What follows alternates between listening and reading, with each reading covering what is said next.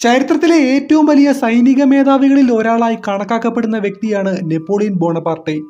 അദ്ദേഹം ഒരു ഫ്രഞ്ച് സൈനിക ജനറലും ഫ്രാൻസിന്റെ ചക്രവർത്തിയുമായിരുന്നു. തനിക്ക് അസാധ്യമായി ഒന്നും തന്നെ ഇല്ലെന്ന് പ്രഖ്യാപിച്ച നെപ്പോളിയൻ തന്റെ 16-ാം വയസ്സിൽ സൈനിക പരിശീലനം പൂർത്തിയാക്കി ഫ്രഞ്ച് വിപ്ലവകാലത്ത് ശ്രദ്ധേയനായി. ഈ നെപ്പോളിയൻ ബോണപാർട്ടിയുടെ ജീവിതത്തിൽ ഒരു പ്രണയമുണ്ടായിരുന്നു എന്ന് പറഞ്ഞാൽ നിങ്ങൾ വിശ്വസിക്കുമോ? അതെ, സത്യമാണ്. നെപ്പോളിയന്റെ ജീവിതത്തിലേക്ക് കടന്നു വന്ന ഒരു സ്ത്രീയായിരുന്നു ജോസഫൈൻ. ആരായിരുന്നു ഈ ജോസഫൈൻ? 1763 ഫ്രാൻസിലെ മാട്രിക്കിൽ വളരെ പ്രശസ്തവും സമ്പന്നവുമായ ഒരു പ്രഭു കുടുംബത്തിലാണ് മേരി ജോസഫ് റോസ് എന്ന ജോസഫൈൻ്റെ ജനനം. റോസ് എന്ന ചുരുക്കപ്പേരിലാണ് അവൾ അറിയപ്പെട്ടത്.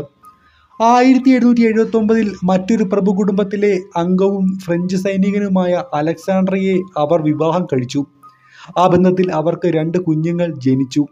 എന്നാൽ അവരുടെ ദാമ്പത്യം അത്ര സുഖകരമല്ലായിരുന്നു. അതുകൊണ്ട് തന്നെ അവർ വേർപിരിയാൻ തീരുമാനിച്ചു.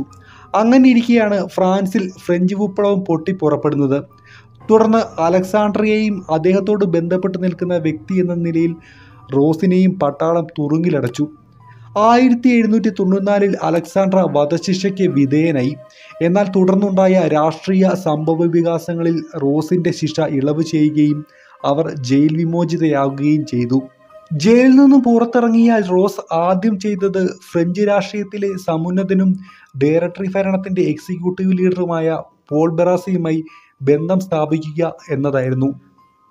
ഇക്കാലയളവിൽ, അതായത് 1795 ഫ്രഞ്ച് ആർമിയിലെ ഒരു ഓഫീസറായിരുന്ന നെപ്പോളിയൻ റോസിനെ കണ്ടുമുട്ടുന്നത്. ആദ്യ ദർശനത്തിൽ തന്നെ നെപ്പോളിയൻ റോസുമായി പ്രണയാബദ്ധനായി. 1796 ജനുവരിയിൽ നെപ്പോളിയൻ റോസിനോട് ഔദ്യോഗികമായി പ്രണയാഭ്യർത്ഥന നടത്തി. ആ വർഷം മാർച്ചിൽ തന്നെ നെപ്പോളിയൻ റോസിനെ വിവാഹം കഴിക്കുകയും ചെയ്തു. എന്നാൽ അവളെ എല്ലാവരും ആവർത്തിച്ചു വിളിച്ച റോസ് എന്ന പേര് വിളിക്കാൻ നെപ്പോളിയൻ തയ്യാറായില്ല. അദ്ദേഹം അവൾക്ക് സമ്മാനിച്ച പേരാണ് ജോസഫൈൻ.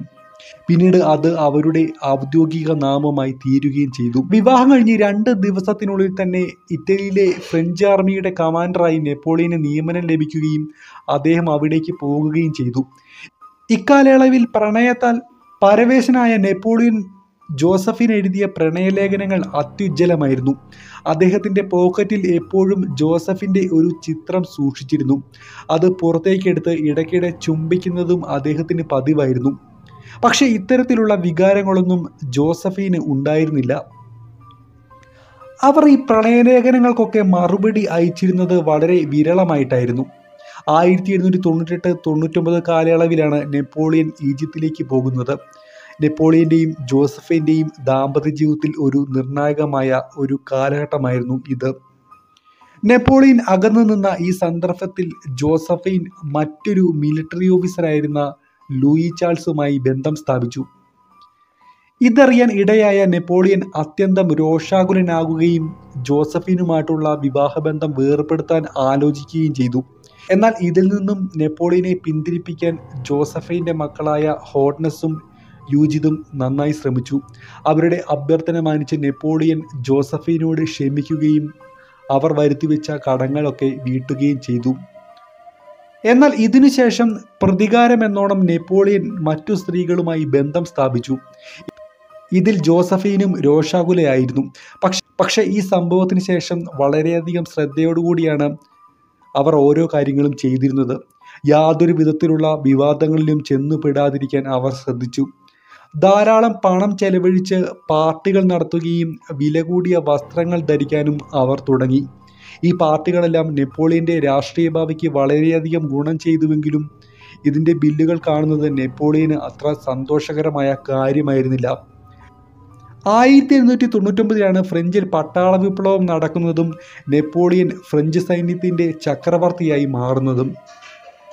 ഈ വർഷം തന്നെ ജോസഫൈൻ മാൽമാൻഷ് എന്നു പേരുള്ള ഒരു ബംഗ്ലാവും സ്വന്തമാക്കി.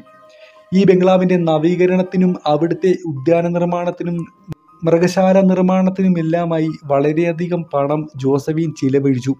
ഇതിനെ ചൊല്ലി നെപ്പോളിയനും ജോസഫൈനും ഇടയ്ക്കിടെ വഴക്കു ഇടുമായിരുന്നു. പക്ഷേ നെപ്പോളിയനെ ശാന്തനാക്കാനുള്ള ഒരു പ്രത്യേക കഴിവ് ജോസഫിന് ഉണ്ടായിരുന്നു. 1799 നെപ്പോളിയൻ ഫ്രഞ്ച് ചക്രവർത്തി ആയെങ്കിലും അദ്ദേഹത്തിൻ്റെ കിരീടധാരണം നടക്കുന്നത് 1790-ലാണ്. അപ്പോഴാണ് ഉഭയസമ്മതപ്രകാരം മാത്രമാണ് നെപ്പോളിയനും ജോസഫൈനും വിവാഹിതരായിരുന്നെന്ന കാര്യം അന്നത്തെ പോപ്പായ പിയൂസ് ഒന്നാമൻ്റെ ശ്രദ്ധയിൽപ്പെടുന്നത്. ഇതിനെ തുടർന്ന് കിരീടധാരണത്തിന്റെ തലേദിവസം നെപ്പോളിയനും ജോസഫൈനും മതാചാര ചടങ്ങുകൾ പ്രകാരം വിവാഹിതരായി. പിറ്റേ ദിവസം നെപ്പോളിയന്റെ കിരീടധാരണം നടത്തപ്പെടുകയും ഫ്രഞ്ച് ചക്രവർത്തിയായി ജോസഫൈൻ അഭിഷേകം ചെയ്യപ്പെടുകയും ചെയ്തു. നെപ്പോളിയന്റെ കുടുംബത്തിൽപ്പെട്ടവർക്ക് ഈ വിവാഹത്തിൽ അത്ര താല്പര്യമുണ്ടായിരുന്നില്ല. വിധവയും 2 കുഞ്ഞുങ്ങളുടെ അമ്മയും നെപ്പോളിയനേക്കാൾ 6 വയസ്സ് കൂടുതലുമുള്ള ജോസഫൈനെ നെപ്പോളിയന്റെ ഭാര്യയായി അംഗീകരിക്കാൻ അവർക്ക് കഴിഞ്ഞില്ല. ജോസഫൈനും തൻ്റെ കുടുംബവും തമ്മിലുള്ള അസ്വാരസ്യം ഒഴിവാക്കാൻ നെപ്പോളിയൻ പല ശ്രമങ്ങളും നടത്തി നോക്കി.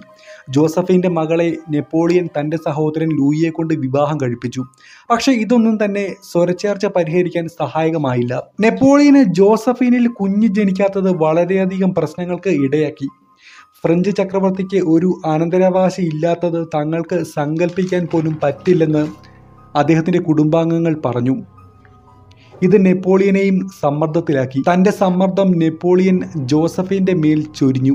ഇതെല്ലാം ജോസഫൈനെ ആശങ്കയിലാക്കി. അവർ കുട്ടികൾ ഉണ്ടാകാൻ പലതരത്തിലുള്ള ചികിത്സയ്ക്ക് വിധേയമായെങ്കിലും ഒന്നും ഫലം കണ്ടില്ല. ഒടുവിൽ 1799 ജോസഫൈനെ വിവാഹമോചനം ചെയ്യുവാൻ നെപ്പോളിയൻ തീരുമാനിച്ചു. അങ്ങനെ 1810 ജനുവരി 10 ഔദ്യോഗികമായി അവർ വിവാഹമോചിതരായി. പക്ഷേ ഫ്രഞ്ച് ചക്രവർത്തി എന്ന പദം ജോസഫൈനിൽ നിന്നും എടുത്തു മാറ്റാൻ നെപ്പോളിയൻ തയ്യാറായില്ല. വിവാഹമോചിത ആയതിനു ശേഷം ജോസഫൈൻ മാൻമാനിഷിലേക്ക് താമസം മാറ്റി. അവരുടെ അവിടെയുള്ള എല്ലാ ചിലവുകളും വഹിച്ചത് നെപ്പോളിയനായിരുന്നു. 1811 ഓസ്ട്രിയൻ ചക്രവർത്തി ഫ്രാൻസിസ് ഒന്നാമൻ്റെ മകൾ മേരി ലൂയിസിനെ നെപ്പോളിയൻ വിവാഹം കഴിക്കുന്നത്. അവളിൽ നെപ്പോളിയന് ഒരു കുഞ്ഞു പിറന്നു, നെപ്പോളിയൻ രണ്ടാമൻ.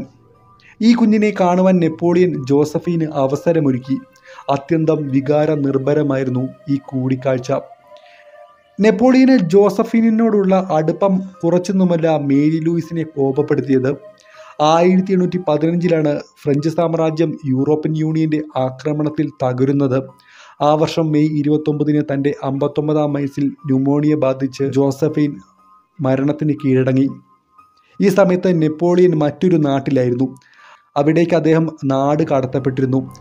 ഈ വിവരമറിഞ്ഞ അദ്ദേഹം 2 ദിവസമാണ് മുറി അടച്ചിരുന്നത്. 1821 സെന്റ് ഹെലന ദ്വീപിൽ വെച്ചാണ് നെപ്പോളിയൻ മരണമടഞ്ഞത്. അദ്ദേഹം അവസാനമായി ഉച്ചരിച്ച വാക്കിതായിരുന്നു, ജോസഫൈൻ, ജോസഫൈൻ. എന്താണ് ഈ ലവ് സ്റ്റോറിയെക്കുറിച്ചുള്ള നിങ്ങളുടെ അഭിപ്രായം? ഒരു കമൻറ്റായി രേഖപ്പെടുത്തുമല്ലോ. ഈ സ്റ്റോറി ഇഷ്ടമായെങ്കിൽ ഇത്തരം വീഡിയോസ് നിങ്ങളുടെ മൊബൈലിൽ നോട്ടിഫിക്കേഷൻ ലഭിക്കുവാൻ ഈ ചാനൽ സബ്സ്ക്രൈബ് ചെയ്യുമല്ലോ. ഈ വീഡിയോയിലെ അറിവ് നിങ്ങളുടെ കൂട്ടുകാരിലേക്ക് ഷെയർ ചെയ്യുമല്ലോ. ഈ വീഡിയോ ഇഷ്ടമായെങ്കിൽ തീർച്ചയായും ലൈക്ക് ചെയ്ത് സൂക്ഷിക്കുമല്ലോ. അടുത്ത തവണ മറ്റൊരു കണ്ടന്റുമായി അടുത്ത വീഡിയോയിൽ കാണുന്നവരെ ഗുഡ് ബൈ.